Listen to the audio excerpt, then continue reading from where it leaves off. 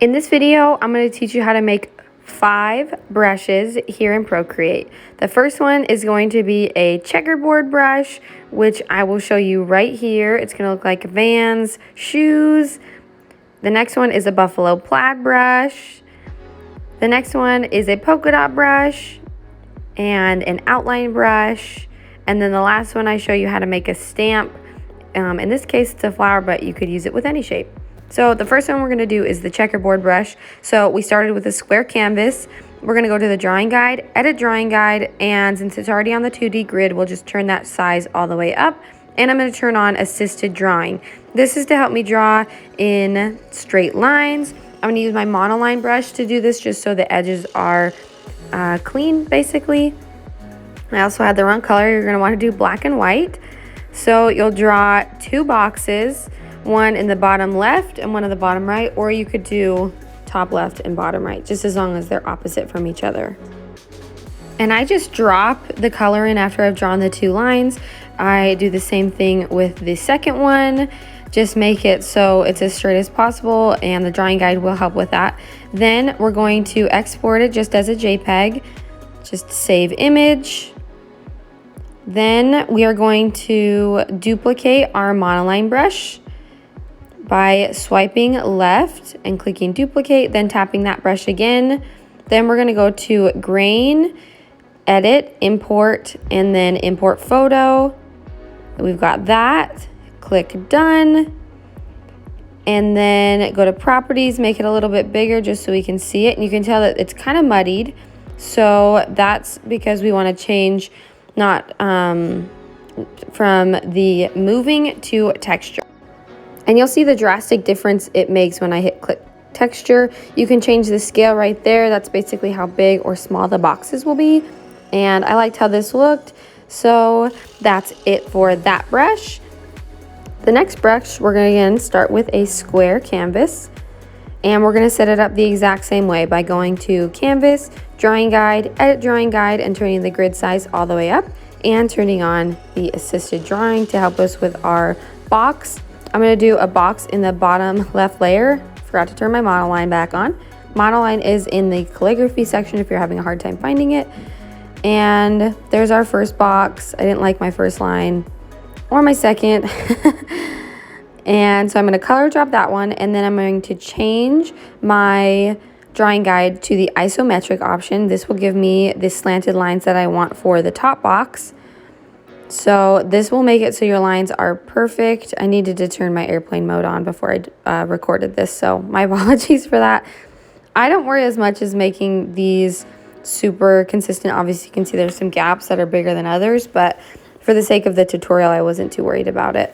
You could be more anal about it if you want it. And then I turned the drawing guide back on. That was the 2D drawing guide, just so I could make sure that my lines were even. So I made them past the line and then I erased them. I sped this part up just because it's kind of boring. And we're going to do the same thing here. So we're going to export, save it as a JPEG. And then we'll duplicate our monoline brush by swiping left, duplicating it, tapping on that brush, going to grain, edit, import, add photo, or import photo, clicking our photo and then clicking done. Then we're going to go to texturized. Take the scale down just a little bit, then go to properties, turn up the max size and the minimum size, whatever suits your fancy. And then I'll show you how this one draws on this one. Try to turn the size down. I drew it with my finger. So that's how that one turned out. You could go back in and change the scale. If you go to grain and then, oh, you could also do the undo here if you wanted it to show up a little differently. That is another option. That's usually what I do, is I'll invert it and then keep it that way. That way it blends in a little bit better. So you invert by tapping 2 fingers on the edit. Then you can go back in, change the scale, whatever you want. I'll show you here that I have a couple of different options up above. I've got a big one, a small one, a medium one. So my big one's here. I got kind of an in-betweener and then like a tiny one. So you've got tons of options with this one. I get lots of requests for it because it is really fun. Our next one, we're going to do an outline brush. You're going to duplicate your monoline brush twice, then swipe left so it selects both of them, and then click combine. At the top, you'll tap the top line and click difference. Then go to properties of the top one and change the size. You could also change the size of the bottom one if you want to. And that's your outline brush. Turns out right there. Here are just some ways to color with it. We are going to use it for dots in just a second in our next tutorial. If you want to crisscross the lines, you do have to go back in and do some extra work with the eraser. You'll just go in, you'll see that I go in and erase the in-between stuff. I speed this up just a little bit just because you can kind of see it even if I go a little bit faster. It's hard to find the very perfect, but that's how it works out. Okay, so for our next one, we're going to start with another square canvas. We're going to use our outline brush. Make sure you're selected black. And then you're just going to put dots all over. So I had the wrong brush selected here. And then I was like, what brush should I use? That's what the brush we're making. And we're going to click the outline brush. I'm going to change the size just a little bit, and I'm just going to put dots everywhere. I'll put those all around the canvas. You can make them as small or as big as you like. I feel like this size is nice because it looks good whether it's big or it's really small. So that gives you a couple of options. We're also going to do the same technique where we save the canvas and upload it to our new brush. So we'll duplicate our monoline brush again, and then we will use that as our grain. And we're going to speed this one up again too, just because we've seen me do it just a few times. So we duplicated it, imported it from our photo library, hit texturized, and then I changed the scale however I wanted it. I made the brush size bigger and changed it a little bit because I wanted it to be perfect. You could also make the scale really tiny if you wanted a really tiny textured polka dot brush. I actually really like how it looks. I'll show you how it draws here in just a second. I would variate the pattern just a little bit if I was going to do it that small, just because it does look like it's repeating in a weird way. But when it's bigger, it doesn't do that as much. So that's how that brush turned out. Our last brush is our stamp brush. So again, I'm going to start with a square.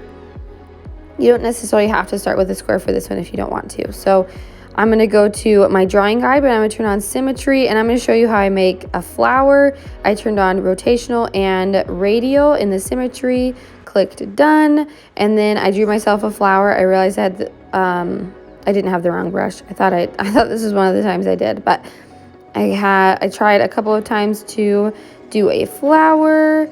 Didn't love that I had them overlap in a weird way. I held it for a long second so it would make perfect rounds. I did that for the second one, and then I basically just added a middle. Speed up the last few seconds of this just because it's just me drawing. We're going to take it in the same way as we did with the other ones. So we will import the photo in after we've exported it, saved it as an image. Duplicate. This time we actually won't duplicate the monoline brush. We'll just click the plus sign at the top, and then I go to the shape instead of the grain and import that. Tap it with 2 fingers and then click done. Once we're there, it looks weird, so we're gonna go, and you don't want to get the space close together but farther apart. So we have that, and then we are going to go, after we've spaced it all out completely, we could also jitter it if you wanted it to do kind of crazy and not go off the line.